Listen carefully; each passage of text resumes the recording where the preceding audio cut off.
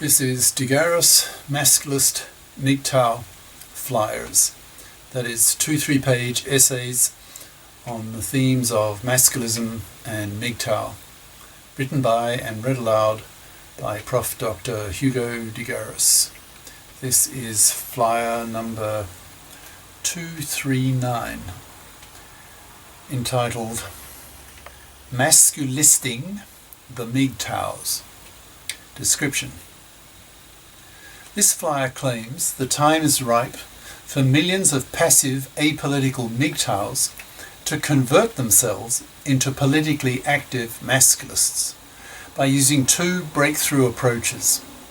One is to threaten young women with babylessness using the MGTOW paternity boycott, so that they vote with men to force the gender politicians to menfair the gender laws, for example, divorce laws, bringing in the paternity rejection right, etc. And the other is to force women to FIP up, that is, become financially independent persons, by bothering to get a career-competent education to become FIPs as adults, to grow up and take full financial responsibility for their own lives and not parasite off the money of a man. Otherwise, they are punished by men by not getting one. These two strategies will allow the masculists to fulfill their dream of creating a FIP society, where both men and women are socialized by parents and taught by teachers to be FIPs. The creation of a FIP society will allow the masculists to achieve their primary political goal of freeing men from manslavery worldwide this century. Flyer itself.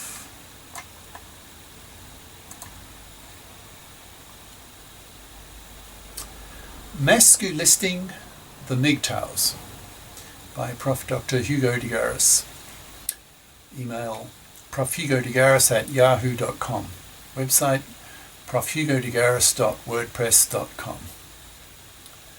This flyer presents the main arguments why passive apolitical MGTOWs should convert themselves into politically active masculists to greatly increase their effectiveness as men's libers. I think the time is now ripe for a mass conversion of MGTOWs to masculism. This flyer explains why, giving the reasons why I think the path is now clear on how masculists should proceed. I'll begin by putting up the MGTOW straw man that I intend to shoot down, so that those MGTOWs who strongly believe the straw man arguments will be given something serious to think about if my arguments are persuasive. The main argument, in my view, of the MGTOWs against not being masculists, that is, politically active men's libers, is the, quote, 51% female voter argument of TFM, turd-flinging monkey, who is one of the smartest of the MGTOWs, who is one of the MGTOWs I listen to every day, along with Sandman, John of MGTOW is Freedom, Angry MGTOW, MGTOW 101, and others, but less frequently. TFM's argument goes as follows. I think you'll find it rather persuasive at face value. Quote, there's no point being a politically active masculist, or MRA, that's a men's rights activist, pushing for reform of the gender laws in favour of men, because women are 51% of the voters, and even worse, women vote at a higher rate than men. So when it comes to a zero-sum game type reform of the gender laws, for example, bringing in joint custody of kids after a divorce, or the paternity rejection right, then what men will gain, women will lose. So it'll be in women's self-interest to block vote to keep the gender laws status quo. Even if all men vote for menfairing the gender laws, they will always be outvoted by the female block vote. TFM strongly believes this, stating it regularly on his YouTube shows, but it can be refuted by a masculist argument that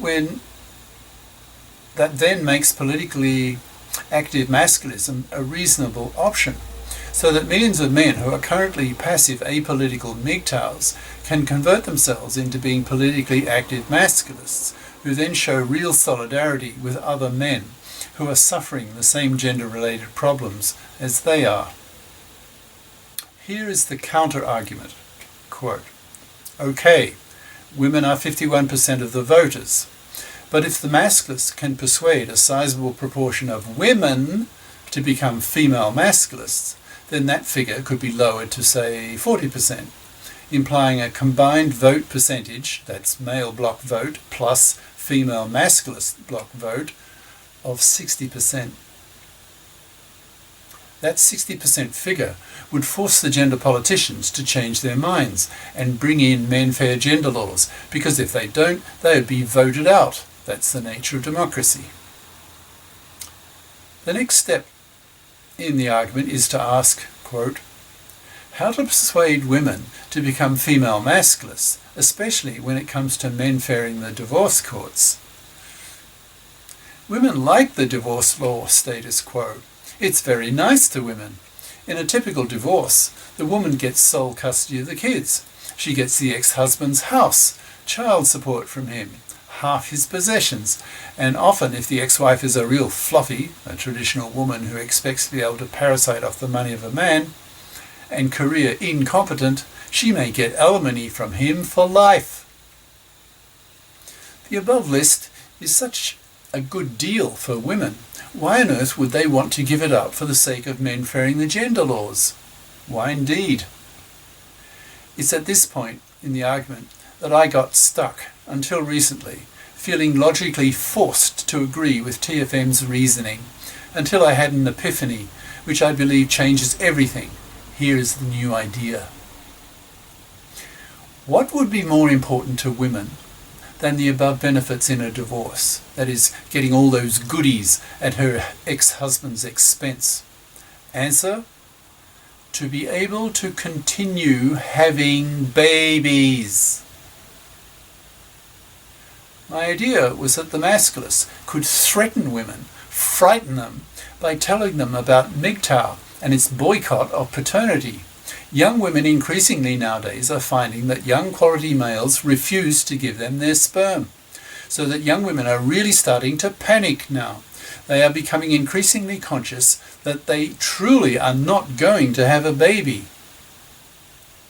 What the masculists need to do, once they've got their ideas onto the broadcast media so that masculist ideas can spread to the masses, the millions, is to preach the message to women that if they don't vote with men in favour of menfairing the gender laws, then women will continue to remain babyless due to the MGTOW paternity boycott.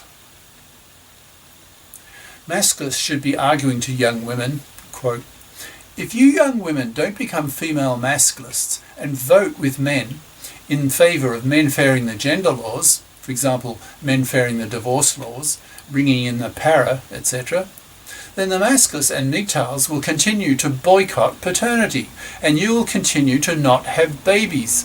We men have the power to force you to be babyless.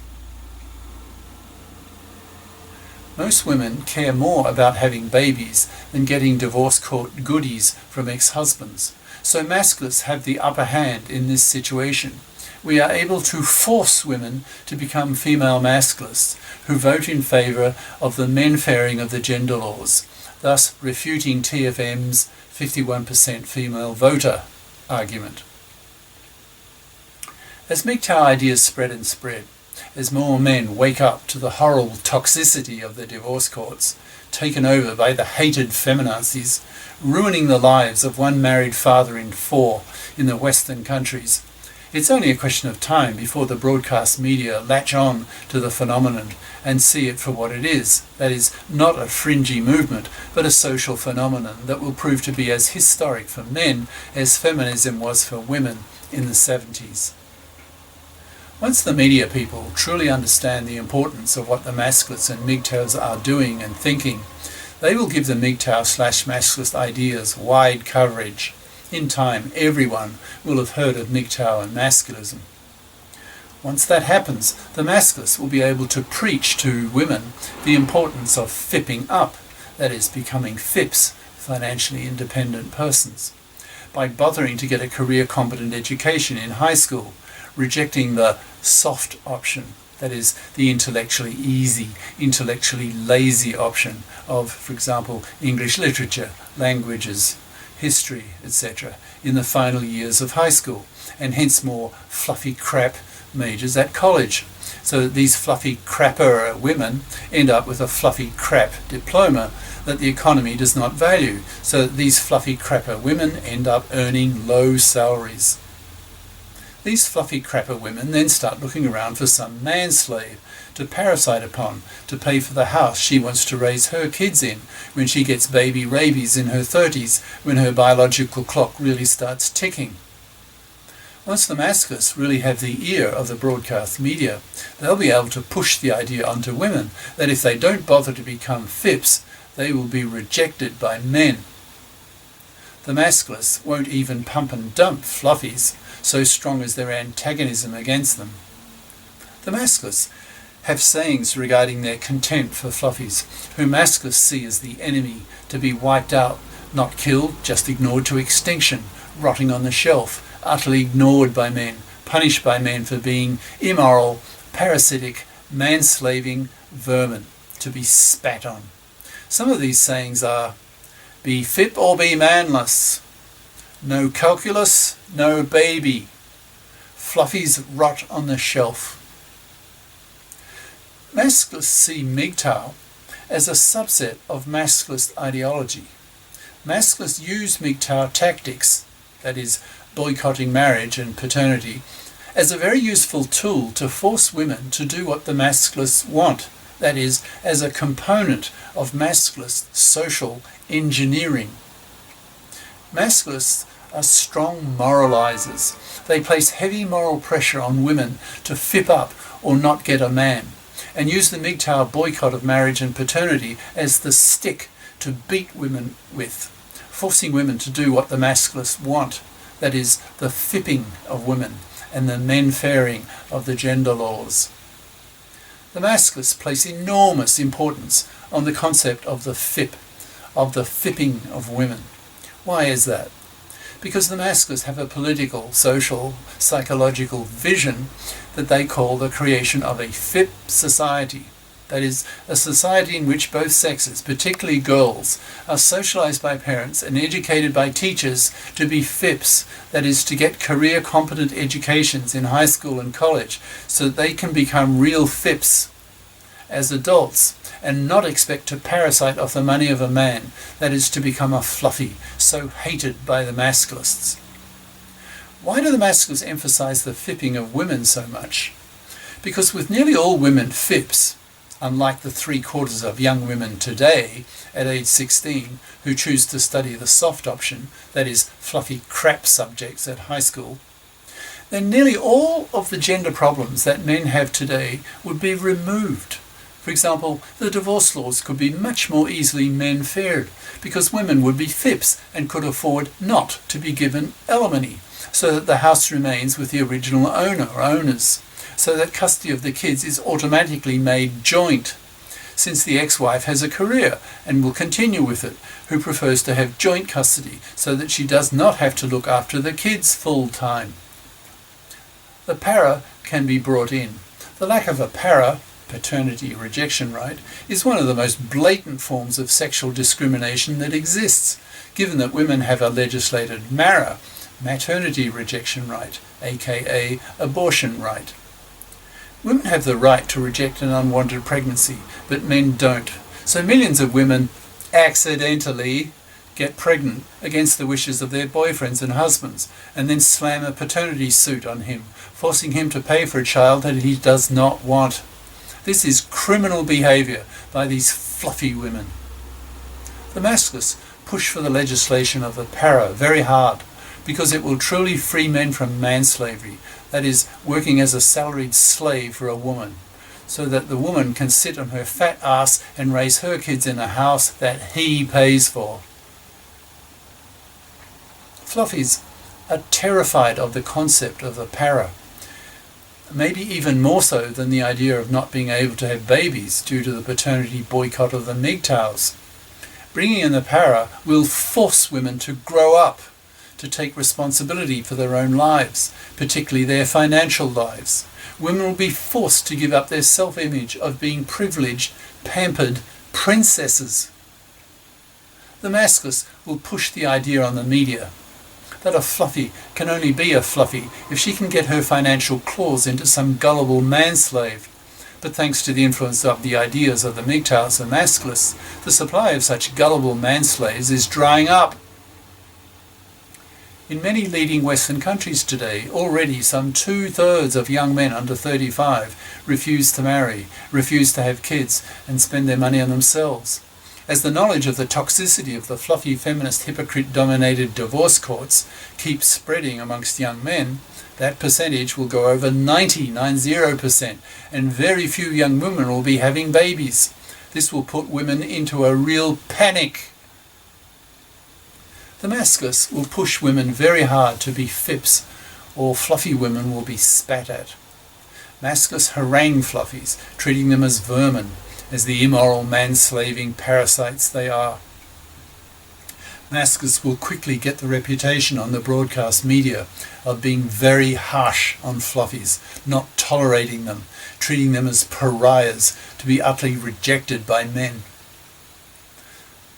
This will force women to listen, and they will be afraid to not be FIPs.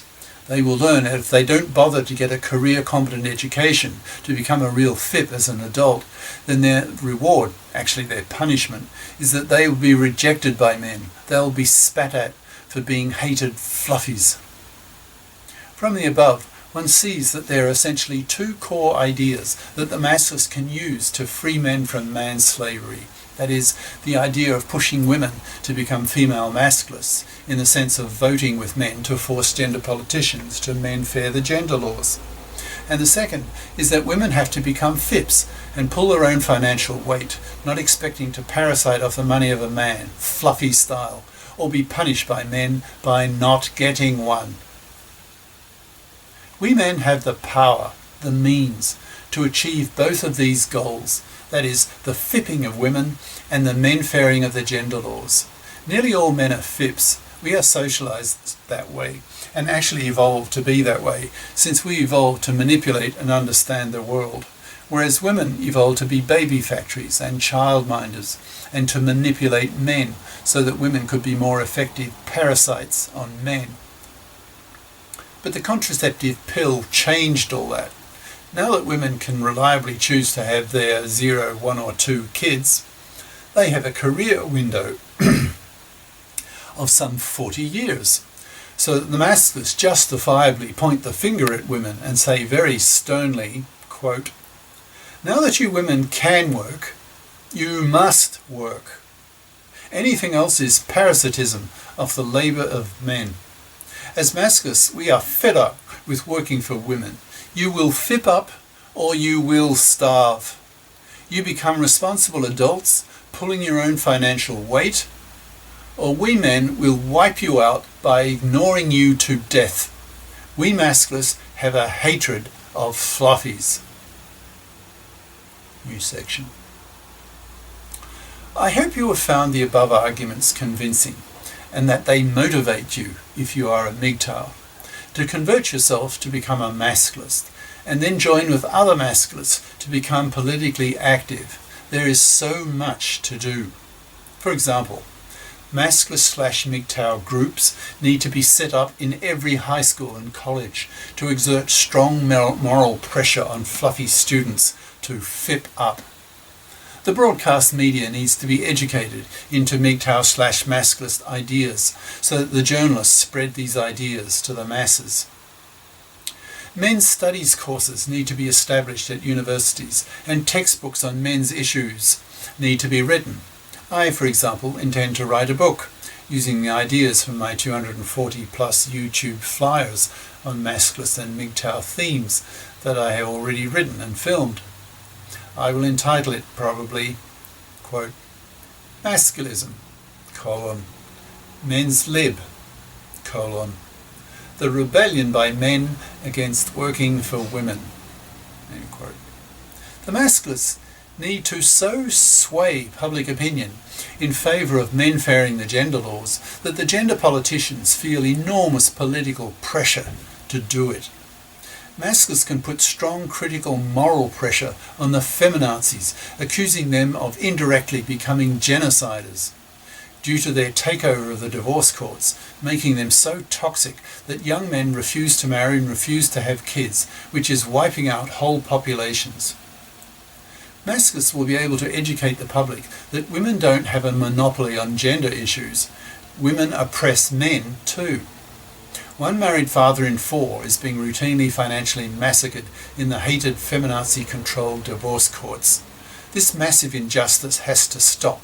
Hence the masculists will push society hard in the media that women must FIP up so that the gender laws can be much more easily menfaired, or they'll become manless, loveless, sexless, babyless, poor and spat at. So guys, if you're currently a passive, apolitical MGTOW, and if you like the above ideas, then consider converting yourself into a politically active masculist and get busy. There's so much to do to liberate men from manslavery worldwide this century, which is the main political goal of the masculists. Cheers. Prof. Dr. Hugo de GARIS. Email profhugodegaris@yahoo.com. Website profhugodegaris.wordpress.com. YouTube channels de GARIS Masculist MGTOW Flyers and de GARIS Essays.